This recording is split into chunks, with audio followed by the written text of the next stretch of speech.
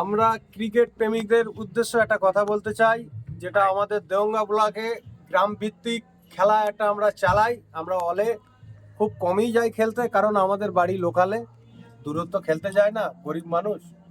তো দেওঙ্গা ব্লকের উদ্দেশ্যে একটা কথা বলতে চাই, 16 টিমের খেলা করে 20 টিম, 24 টিম, 28 টিম, 32 টিম করছেন, সেটা কাউন্সিলের স্বার্থে। তো আমরা গরিব মানুষ, আমরা খেলতে গেলে কালকে কাজে যাব কি? যদি আমাদের খেলা 16 টিমের কথা বলে 16 টিম ফিক্সড খেলা হয়, তো টাই ছাড়ুন। আর যদি টিম বাড়ানোর কোনো উদ্দেশ্য থাকে, সেটা কমিটিকে জানাতে হবে, বা পঞ্চায়েতদের বলতে হবে, ক্যাপ্টেনদের বলতে হবে যে ভাই আমরা 20 টিম করতে পারি। তো 20 টিম যদি খেলা হয়, টাইম ফিক্সড করতে হবে, খেলাটা সুন্দরভাবে পরিচালনা করতে হবে। প্রত্যেক টিম যাবে গিয়ে মাঠে। আজকে রাত্রে নাইট খেলা, কাল সকাল 12টা 1টা বাজে যাচ্ছে, তাহলে অন্য মানুষ না কর্ম করলে তাদের পরিবারের কাছে কি জবাব দেবে?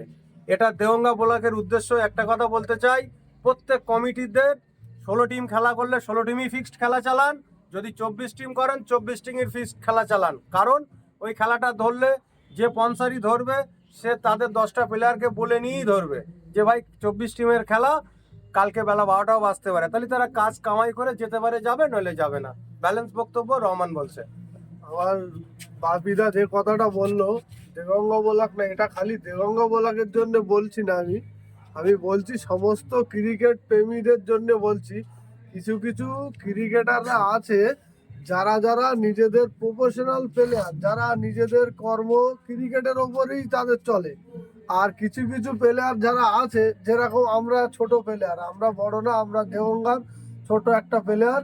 আমরা সবাই টাকা পয়সার জন্য খেলতে যাই না, আমরা একটু আনন্দের জন্য খেলতে যাই। কিছু কিছু প্লেয়ার আছে আনন্দ একটু খুশির জন্য যায়, কেউ টাকা পয়সার জন্য যায়। তাই বলছি আমাদের যে এই যে খেলাটা 16 টিম বলে 20 টিম, 22 টিম, 24 টিম করছে, যেটা আমাদের বাপিদা আপনাদের সম্মুখে বললো, সেটা 100 বার সত্য কথা। সেটা যাতে না হয় তার জন্যই আমি এই ভিডিওটা করছি। তার কারণ হলো কি, আমরা যে 10টা প্লেয়ার নিয়ে আমরা মাঠে যাই, সেই প্লেয়ারগুলো 10 জনের 10 রকম কাজে ব্যস্ত থাকে। আর তাদের আমরা বলে নিয়ে যাই আমরা সকাল 6টা কি 7টার মধ্যে বাড়ি আসবো, এসে তাদের মতন যাচ্ছে নিজস্ব নিজেদের কাজে যুক্ত হবে, তারা সেই হিসেবে মাঠে আমাদের কথা শুনে খেলতে যায়। আমি একটা টিম চালাই, আমার টিমের নাম পাঠান। আমি দেওঙ্গা বলার একটা ছোট্ট একটা টিম নিয়ে খেলি।